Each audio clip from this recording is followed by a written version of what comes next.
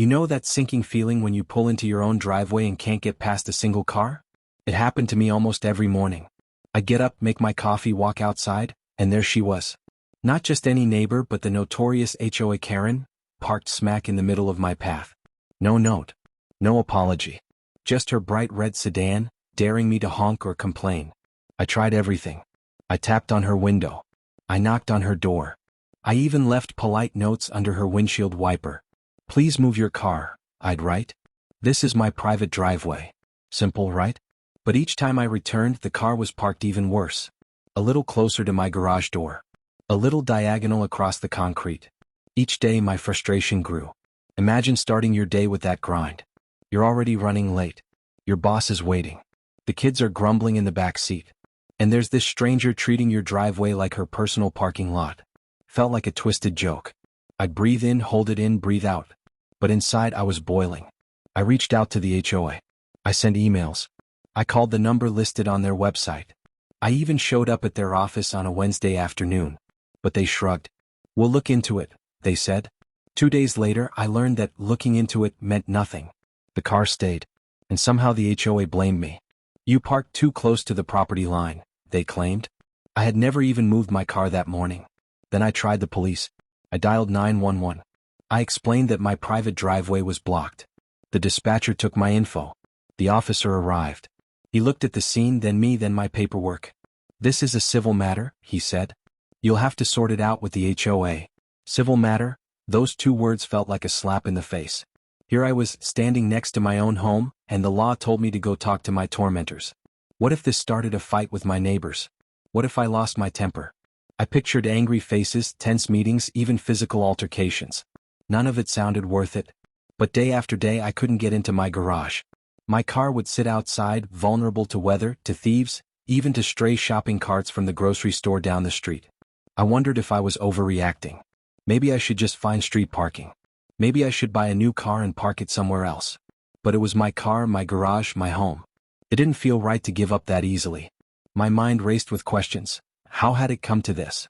Was she even allowed to park there? What rules was she hiding behind? And most importantly, how could I take back control? So I started watching her. From my kitchen window I tracked her routine. She'd slip out at exactly 8:15, the same time I needed to leave.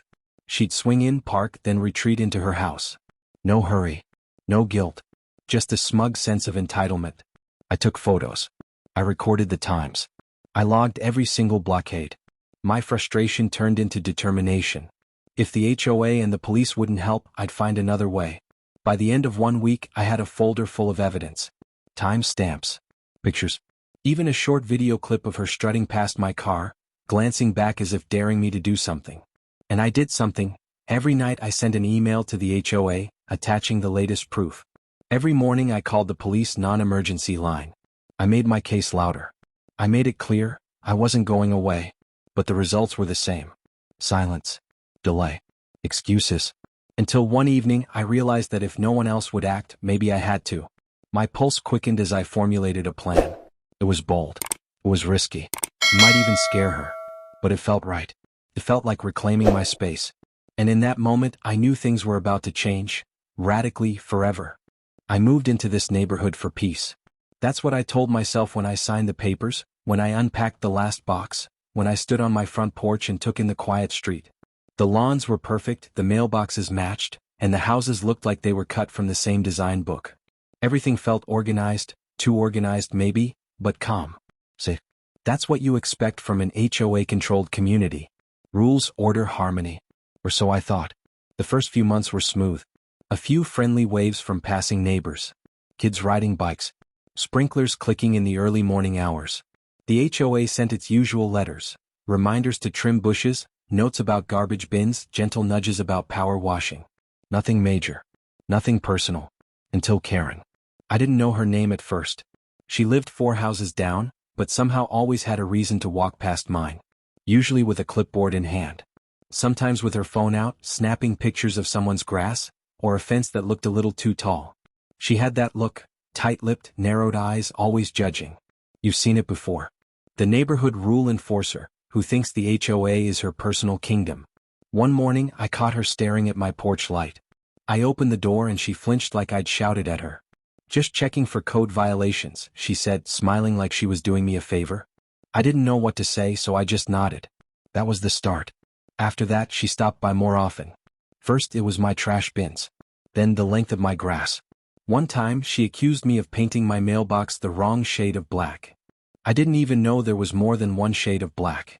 But the real trouble didn't start until I had guests over. My cousin parked in front of my house for a weekend. He stayed inside the lines, didn't block anyone's view, didn't leave trash. Still, 2 hours later, I found a violation notice taped to my door. Unauthorized vehicle presence. A fine of $50. Signed, HOA Parking Enforcement. I knew exactly who had filed that complaint. I walked down to Karen's house that same afternoon. She opened the door like she'd been waiting for me. I tried to stay calm. "Hey," I said, "about the parking thing, that's my cousin's car." She didn't blink. "We have rules for a reason," she said. "Driveway parking only. Street parking clutters the neighborhood." Then she smiled and shut the door. I couldn't believe it. This woman had nothing better to do than play traffic cop for a peaceful cul-de-sac. But it didn't stop there. A week later, she was parked across my driveway. Not fully blocking it, just enough to make backing out a tight squeeze. I didn't say anything at first. Maybe it was a one-time thing. Maybe she had guests over. But it happened again. And again. Soon, she was parking halfway into my driveway like it was her routine. I confronted her once, just trying to be civil. "Hey Karen, your car's a little close to my drive. Would you mind moving it a bit next time?" She tilted her head. "It's a public street," she said. "I can park where I like." Then she added, "But maybe if your bushes weren't sticking out, I wouldn't have to." It felt like a game to her. A slow, calculated power move. She wasn't just trying to be annoying, she wanted control. And worse, she had the HOA backing her. I found out later that she was the vice president of the board. No wonder every complaint I made went nowhere. No wonder every photo I sent disappeared into silence. She had friends in all the right places and she knew how to twist the rules. I started to feel trapped. This wasn't just about a car. It was about the feeling that your home, the one place that's supposed to be yours, could be taken over by someone with a clipboard and a smug smile. I knew then I had two choices: accept it, or outsmart her. And I don't like losing. The third time Karen blocked my driveway, it wasn't even subtle. Her car wasn't just close, it was right across the concrete, nose pointed toward my garage like she owned the place. I couldn't pull out. Couldn't pull in. I stood there with my keys in my hand, just staring at it. Red paint. Scratches on the bumper. A license plate frame that said, HOA Strong. Of course it did. I took a deep breath and walked up to her house. I didn't knock hard, just enough to make a point. She opened the door with that same practiced grin, the one that said, "You're bothering me in my kingdom." I didn't waste time. "You're in my driveway," I said calmly. She raised an eyebrow like she hadn't noticed. "Oh, I thought that was common space." She tilted her head to one side. "Maybe your driveway needs clearer borders." I had enough. I told her flat out, "If your car is blocking me again, I'm calling to have it towed." She laughed. Not just a chuckle, a full laugh. "You wouldn't dare," she said. "And besides, towing's not allowed without HOA approval. You'd need a vote." I didn't respond. I just turned and walked back to my house. That night I couldn't sleep. I lay awake thinking about how powerless I felt. She had the system rigged. The HOA was her playground. The street was her runway. And my driveway? Just a parking spot to her. The next morning her car was gone. But the damage was already done. My trust was shattered. I didn't know what she'd try next. I started documenting everything. Time-stamped photos. Short video clips. I recorded where her car was, how long it stayed, and how often she showed up. At first it felt paranoid. But then I noticed a pattern. Every Monday, Wednesday, and Friday she parked in my driveway from 8:10 to 9 a.m. Always when I needed to leave for work. Always just long enough to make me late, or force me to take the long route backing out over the lawn. It wasn't random. She was doing it on purpose. I started sending reports to the HOA again. This time with attachments. I even printed a few and mailed hard copies. Nothing changed. No response. No action. Then I got a letter in return. It wasn't about Karen. It was about me. The HOA accused me of creating unnecessary tension, and warned that further complaints could result in fines. I had to read the letter 3 times to believe it. That's when I realized I was being targeted. Not just by Karen but by the people in power. She'd built her little empire, and anyone who stepped out of line was punished. It didn't matter if I was right. It didn't matter if I had proof. As long as she controlled the board, she controlled the rules. The worst part? She knew it. Every time I saw her walking by, clipboard in hand, it felt like she was daring me to challenge her. I started getting notes for things that weren't even violations. Your lawn ornaments exceed height restrictions. I didn't have any lawn ornaments. Improper storage of waste bins. My bins were behind a fence. It was a game to her and she was playing it well. But I wasn't going to sit back and let her win. I started researching. Deep diving into the HOA bylaws, city parking ordinances, even legal blogs about property lines and vehicle rights. I found small details that could make a big difference. Like the fact that while the street was public, my driveway itself was not. I found a clause in the bylaws that gave homeowners the right to place temporary signage for restricted access. I even found case studies where repeated obstruction of driveways led to civil claims. I was building a case piece by piece. Not just against Karen, but against the whole setup. If they were going to ignore my rights, I was going to make it impossible for them to keep doing it. I didn't yell. I didn't threaten. I just kept collecting and planning. And that's when I saw it. One morning while reviewing my footage, something clicked. A small move. A specific time. A vulnerability I hadn't seen before. That moment was when everything began to shift. Not because I was angry, but because I knew exactly what to do next. It was a Tuesday morning when everything started falling into place. I had just reviewed my recordings from the past 2 weeks. Camera footage, timestamped photos, and logs I had kept on a spreadsheet. And there it was. A clear pattern. Karen would park across my driveway exactly 7 minutes after I left the house for coffee, only to return 20 minutes later, pretending she had some innocent errand nearby.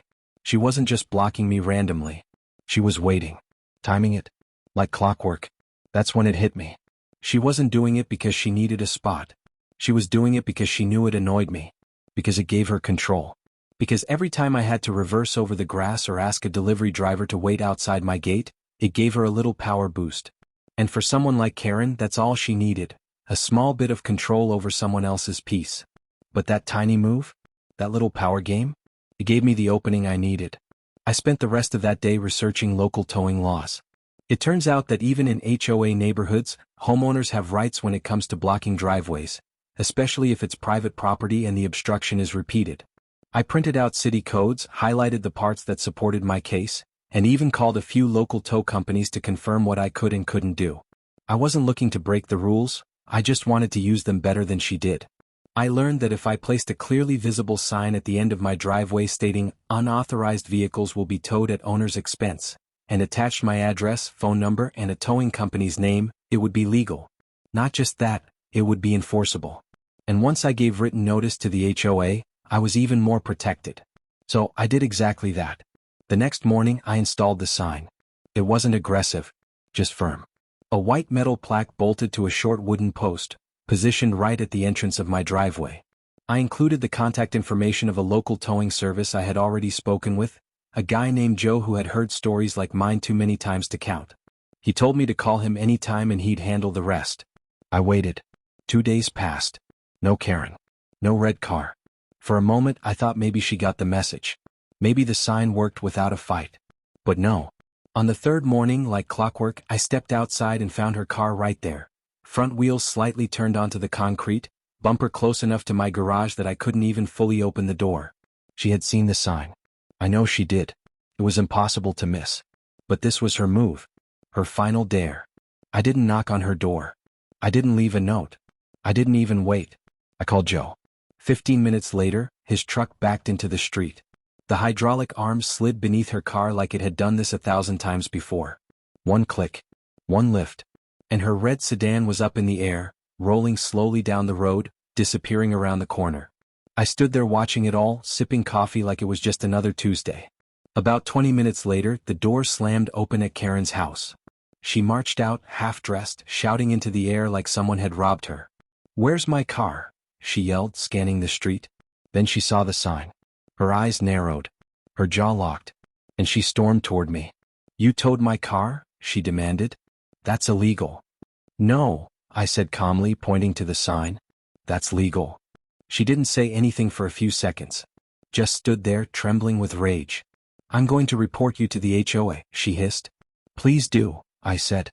I sent them a letter last week explaining exactly what I'd be doing. That shut her up. For the first time since I moved into this neighborhood, Karen had nothing to say. No threats. No smug comments. Just silence. And if you've ever dealt with someone like her, you know, that silence says more than any rant ever could. The next few days were peaceful. Almost too peaceful. No red car in front of my driveway. No clipboard tapping strolls past my mailbox. No random HOA warnings tucked under my doormat.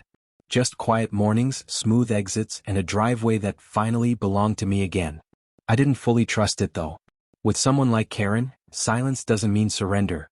It usually means she's planning her next move. And sure enough, on Saturday afternoon I heard a knock. Not at my front door but at my garage door. Who does that? I opened the side gate, walked around, and there she was. Karen, standing there in her signature pastel tracksuit, arms crossed, lips pursed so tightly they almost disappeared into her face.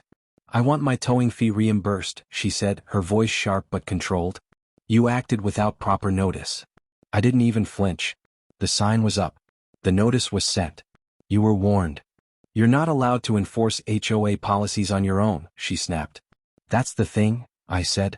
"I wasn't enforcing an HOA policy. I was enforcing city law." She didn't like that. Her face tightened. She turned to leave but threw over her shoulder, "You've made a powerful enemy." I don't know if she meant herself or the HOA board, or both, but the way she said it was almost laughable. I had to fight the urge to smile. Later that evening I got the email. Subject line: Notice of Review, HOA Conduct Complaint. It came from the HOA board's generic inbox. I opened it, expecting to see a warning or some trumped-up violation about my aggressive signage or unauthorized property modifications. But it wasn't that. It was a notice that I was being brought up for review at the next HOA board meeting. Karen had filed a formal complaint claiming I had created a hostile environment, and that my actions were in violation of community spirit. Community spirit. That phrase made me laugh out loud. Blocking someone's driveway for weeks is apparently community spirit, but defending your own property? That's a threat. Still, I wasn't surprised. This was exactly how she played the game. Twist the rules. Use formal channels to punish those who dared to push back. But what she didn't expect was that I had already been preparing for something like this. Over the next couple of days I assembled everything. The photo logs. The video evidence. Screenshots of ignored complaints. Even voice recordings of her admitting, on camera, that she knew the car was blocking me and didn't care. All of it. I printed it, organized it, and packed it in a neat folder. Then I made digital copies. 2 USB drives, uploaded to a cloud folder, and one version sent to a local attorney just in case. When the HOA meeting day arrived, I walked into the room with zero nerves. Karen was already there, sitting at the head of the folding table like she owned it. She smiled when she saw me. The fake kind of smile, stretched too wide, trying to mask the fact that she couldn't wait to see me embarrassed in front of everyone. The board members welcomed me politely but stiffly. Karen began. She read her statement like she was giving a dramatic performance. "In the interest of neighborly order," she said, "I was shocked to see a fellow resident take such aggressive steps outside of proper channels." She made herself sound like the victim. A poor, misunderstood board member just trying to keep things organized. She even brought a few blurry photos of my sign. Nothing else. Then it was my turn. I didn't raise my voice. I didn't try to argue. I simply opened my folder and handed a stack of documents to each board member. Timelines. Images. Email threads. A copy of the local towing code. I included photos of Karen's car blocking my garage, and time-stamped footage from my security camera. And then, without a word, I played a short 20-second clip on my phone. In the video, Karen is seen laughing, saying, "Good luck getting me towed. I run this place." The room went quiet. Nobody said anything for several seconds. Even Karen looked stunned, like she hadn't expected I'd have receipts. The HOA president cleared his throat and adjusted his glasses. And just like that, the power started to shift. One of the board members, an older gentleman named Mr. Davis, looked over the documents in front of him and tapped his pen against the table. "Did anyone on the board receive these complaints before today?" he asked quietly, eyes moving between the papers and the people sitting around him. No one answered. A few shifted in their chairs. Karen opened her mouth to say something but then closed it again. She looked unsure for the first time. I didn't interrupt. I didn't need to. The silence in the room was doing more damage than any words could. Mr. Davis continued flipping through the pages. We have time-stamped emails, multiple unanswered complaints, and video footage. All pointing to repeated violations against one homeowner, not the other way around. He looked up slowly. This isn't about a sign. This is about someone using their position to ignore the rules they claim to enforce. Karen let out a sharp breath, like she was about to defend herself, but no one invited her to speak. Instead, another board member, a younger woman named Elise, leaned forward. I think we need to pause and take this seriously, she said. There are clear abuses of power here. And whether or not you like how he handled it, the law backs him. That word again. Law. Not HOA guidelines. Not community suggestions. But actual legal backing. Karen looked smaller in her seat now. Her voice, when she finally spoke, wasn't angry, it was defensive. I was just trying to keep things orderly. People park all over the place. It gets messy. Mr. Davis glanced at the footage again. You weren't trying to keep order. You were using your position to inconvenience someone who called you out. Karen's mouth twitched. She crossed her arms. So what now? She said flatly. And that's when Elise responded, slowly and clearly. Now we decide what kind of board we want to be. One that protects people who abuse their power, or one that does what's right. They didn't vote right there in front of us. They said they'd hold a special session later that evening. I left without saying much else. No gloating. No last words. I had done everything I needed to. The story, the evidence, it all spoke for itself. I walked home in the dark, the streetlights flickering like they always did. My driveway was empty, the sign still standing, untouched. For the first time in weeks, I didn't feel tense walking up to my front door. But I wasn't naive. I knew Karen wouldn't just disappear overnight. People like her rarely do. They find ways to sneak back into power, or twist the narrative to make themselves seem like the real victims. Still, something had shifted. That room didn't belong to her anymore. Not completely. The next morning, I got an email from Elise. Short and simple, board met. Karen suspended for 60 days pending review. We're rewriting parking guidelines. Thank you for standing up. I stared at the screen for a while before smiling. Not because I wanted revenge, but because standing up to her actually made something change. But that wasn't the end of it. Later that week, a tow truck pulled into the neighborhood. Same one I had used. But this time it wasn't for Karen's car. It was for a different red sedan, parked halfway across another neighbor's driveway. Turns out, Karen had been doing the same thing to other people too. They just hadn't said anything until they saw what happened with me. One by one, neighbors started coming forward. Quiet chats turned into shared complaints. And suddenly, her little kingdom started crumbling faster than she ever expected. The HOA started cleaning house. New rules were drafted. The board voted to remove conflict of interest members from enforcement duties. Karen's clipboard disappeared. So did her smug sidewalk strolls. Funny thing is, I barely had to say another word. The neighborhood did the rest. All I had done was defend my space. My right to come and go freely without a daily battle. But apparently, that one act was enough to remind everyone else that they had rights too. And the moment people remembered that, Karen's game was over. About a week after the HOA suspended Karen, something strange happened. I came home from work, pulled into my now clear driveway, and noticed a folded piece of paper taped to my front door. No envelope, no HOA stamp, just a plain white sheet, written in thick black marker. 5 words, hope it was worth it. I stood there for a moment, keys still in my hand, staring at the message.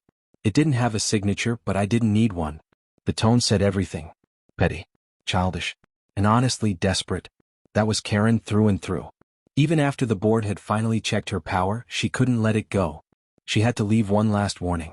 Or maybe it was a threat, if you squinted hard enough. I took the note down and tossed it in the trash without a second thought. But as I sat inside that evening, lights low, coffee in hand, I realized something deeper. This wasn't just about driveways or rules. Karen had never really cared about the street or the parking spots, or even the HOA's beloved regulations. What she wanted, what she always wanted, was control. She liked being the person everyone feared. The one with the clipboard and the smug walk. The one who could slap fines on mailboxes and ruin someone's week with a single complaint. Losing that shook her. She didn't know who she was without it. And the note? That was proof she hadn't let it go. Not really. But here's where the story gets interesting. A few days later, I got a knock at the door, not from Karen but from someone I hadn't spoken to before. A guy named Mark. He lived 2 blocks over on the opposite side of the neighborhood. He introduced himself, awkward at first but clearly working up to something. "Hey," he said. "I heard about what happened with the whole driveway thing." I nodded. He continued, "I just wanted to say, thanks. I've got a disabled wife and for months, Karen kept filing complaints because our van was too large for the curb." He rolled his eyes. "We didn't want trouble, so we just kept quiet. But after your situation, it felt like we could finally speak up." That hit me. It wasn't just about me. Karen had made a whole routine out of intimidating people into silence. Most of them didn't have time to fight back, or energy to deal with the nonsense. So they just stayed quiet, swallowed their frustration, adjusted their lives around her bullying. But not anymore. The next HOA meeting was packed. For the first time since I moved into the neighborhood, the room was standing room only. People who'd never shown up before were raising their hands, asking questions, demanding accountability. One woman even brought a binder full of past violations she claimed had never been addressed because Karen had dismissed them. The board looked overwhelmed, but not in a bad way. In the kind of way where they realized they weren't running a little kingdom anymore. The residents had woken up. Karen didn't show up, of course. She stayed quiet, probably watching from her window like she always did, still convinced she had some secret card to play. But the atmosphere had shifted. The board had rewritten the parking policy to clearly protect driveways and property lines. They introduced a new committee, made up of rotating residents, to oversee HOA complaints. No more unchecked power. Neighbors began talking more, waving more, sharing stories. Some of them even came up to me to say thanks. Not because I did something heroic, but because I refused to back down. And that gave them the push to do the same. Even little things changed. The street felt more open. The constant tension, like someone was always watching or waiting to pounce, faded. People began decorating their yards more freely. Kids rode their bikes a little farther.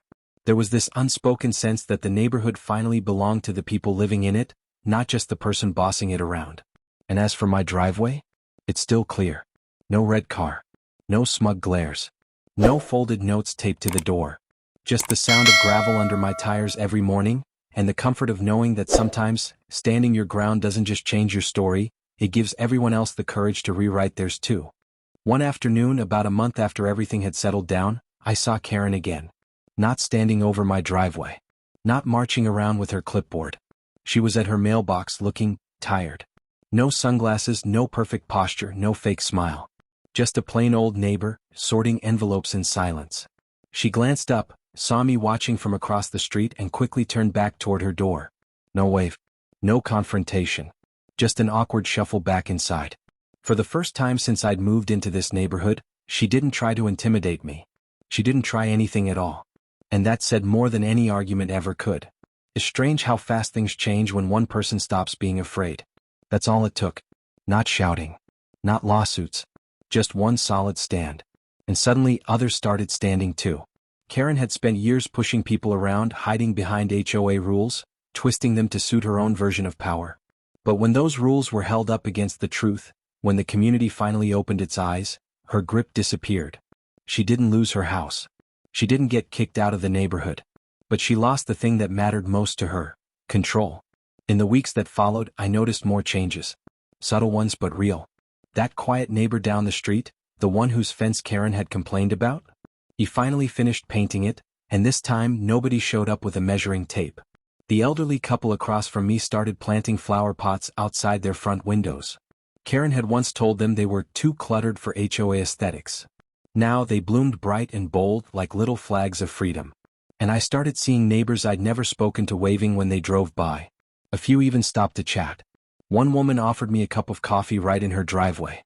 Another brought over a pie, saying, "You know, for all the drama, this place is finally starting to feel like home." That's what stuck with me. Home. It's not just walls and a roof. It's how you feel walking out the door every morning. Whether or not you have to glance around, tense and uncertain, wondering if you're being watched or judged. It's knowing your driveway won't be blocked. That your family can park without being ticketed. That you can mow your lawn without someone calling the HOA on you for cutting it too low. I used to dread opening my mailbox. Every letter felt like a new warning. A new fine. A new rule I didn't know I'd broken. Now, it's just mail. No drama. No threats. And the HOA meetings? They're different now too. People actually show up. They ask questions. They vote. Not every idea gets approved, and sure, there are still disagreements, but it's open. Transparent. People have a voice. And for once, that voice isn't just Karen's. What surprised me the most, though, was how many people came forward with their own stories. They'd been quiet for years, thinking it wasn't worth the hassle, that speaking up would just bring more problems. But after my situation, they realized silence was exactly what gave her power. All she needed was for people to stay quiet. Once they didn't, everything changed. I never set out to start anything. I just wanted my driveway back. I wanted to get in and out of my home without drama. But standing up for something that small turned into something much bigger. It gave the entire neighborhood a reset. And while Karen might still live here, her reign ended the day her car vanished from my driveway. She just didn't know it at the time.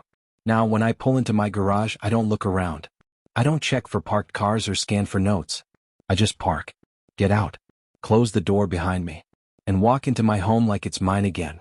Because after everything, after the warnings, the silence, the meetings, the stares, that's all I ever wanted. Not to win. Not to embarrass her. Not even revenge. Just peace. And now, finally, I've got it. It was a rainy morning when I saw something that made me stop in my tracks. I was walking my trash bin to the curb when I noticed a different car parked right in front of Karen's house. A little beat-up, older model, dented on one side. It wasn't hers. And standing beside it was someone I didn't recognize, a young man with his hood up, holding a clipboard. He wasn't taking pictures. He wasn't peeking over fences. He was simply standing there, facing Karen's front door, waiting.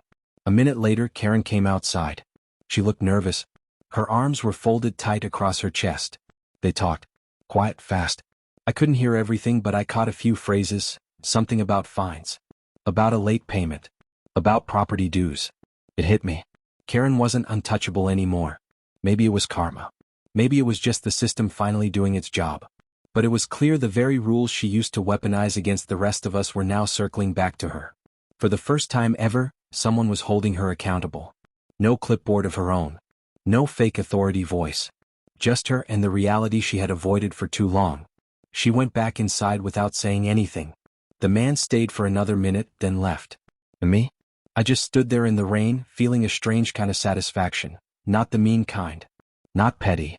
Just balanced. Later that day, I saw something even more surprising. A few neighbors were helping each other clean out storm drains at the end of the street. One was the guy who used to avoid eye contact. Another was the woman who never spoke unless Karen was nearby. Now they were chatting, laughing, working together like they'd always been friends. Nobody was watching. Nobody was reporting anyone. It felt normal. It felt real. And then I realized, for the first time since I'd moved in, the neighborhood was breathing. No more whispered complaints. No more mailbox warnings. No more looking over your shoulder. The invisible weight that Karen carried around like a badge had lifted. And people felt it. They were planting flowers again. Hanging wreaths. Some were painting their fences in colors a little brighter than approved HOA beige. Even the HOA newsletter had changed. Instead of stiff, rule-heavy memos, it had friendly updates. A note about a new park bench being installed near the walking trail. A reminder about the spring garage sale. Someone even added a recipe at the bottom for banana bread. Yeah, banana bread. From a community that once fined a guy for having a birdbath 1 inch too wide. That's how far we'd come. Every now and then, I still get questions. A neighbor will stop me during a walk and say, "Hey, you're the one who dealt with the driveway thing, right?" I nod. They usually smile and say something like, "You handled it better than I would have," or, "Glad someone finally stood up to her." But the one that sticks with me most was from a teenager who lives 2 doors down. He came up to me one evening while walking his dog and said, "My dad said you're the reason we don't get HOA notes anymore." He smiled, shrugged, and added, "That's pretty cool." That moment felt bigger than all the paperwork, all the meetings, all the stress. It meant the next generation of people growing up on the street might not have to fear the HOA. Might not have to deal with someone who treats a neighborhood like a kingdom. They could just live. Sometimes I wonder what would have happened if I never called that tow truck. If I had just let Karen win. Would she have pushed harder? Blocked my driveway every day? Turned more people against each other? It's hard to say. But I'm glad I didn't stay quiet. That one small decision, to stand up, to document, to act, changed everything. Not just for me but for the entire block. Maybe even beyond that. Because in a place where silence gave one person all the power, it only took one voice to bring it all back into balance.